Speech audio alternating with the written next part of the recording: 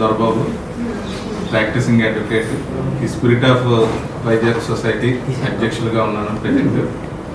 ముఖ్యంగా మీ అందరికీ తెలుసు, లాస్ట్ ఇయర్ ఈ శారీ వాక్ అన్నటువంటిది చాలా విజయవంతంగా నిర్వహించాం. ఈ స్పిరిట్ ఆఫ్ వైజాగ్ సొసైటీ తరఫున సుమారు 10,000 మంది మహిళలు ఈ కార్యక్రమంలో పాల్గొని చాలా విజయవంతం చేశారు.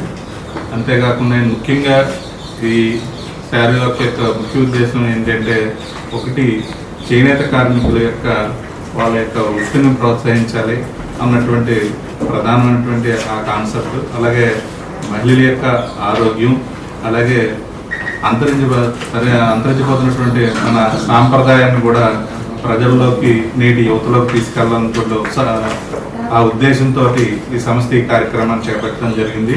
ఈ సంవత్సరం కూడా సుమారు ఇప్పటిదాకా రిజిస్ట్రేషన్స్ ఆల్రెడీ 8,000 వరకు జరిగాయి. లాస్ట్ ఇయర్ కన్నా ఎక్కువ మంది పాల్గొంటారని, దేశవ్యాప్తంగా జరిగినటువంటి వివిధ కార్యక్రమాల కన్నా ఈసారి అత్యధికంగా పాల్గొని దీన్ని విజయవంతం చేస్తారని చెప్పి ఆశిస్తున్నాం. అంతేకాకుండా ఈ సంవత్సరం ఒక ట్రేడ్ ఫెయిర్ని కూడా కండక్ట్ చేయడం జరుగుతుంది. ఇది ముఖ్యంగా చేనేత కార్మికులకు సంబంధించినటువంటి వారి ఉత్పత్తుల్ని ప్రత్యక్షంగా వాళ్ళ ఎగ్జిబిషన్ లాగా ఒకటి ఏర్పాటు చేసి ప్రజలకి డైరెక్ట్గా అందుబాటులోకి తీసుకురావాలనే ఉద్దేశంతో ఈ ట్రేడ్ ఫెయిర్లో సుమారుగా 30 మంది చేనేత వృత్తులకు సంబంధించినటువంటి వివిధ కలంకారులు, వాచంపల్లి దగ్గర నుంచి మొదలుకొని గద్వాలు కానీ వివిధ ప్రాంతాల నుంచి 20 నుంచి 30 మంది వరకు ఔత్సాహకమైనటువంటి చేనేత ఈ పారిశ్రామికవేత్తలు, అప్కమింగ్ ఎంటర్ప్రెన్యూర్స్ దీంట్లో పార్టిసిపేట్ చేస్తున్నారు.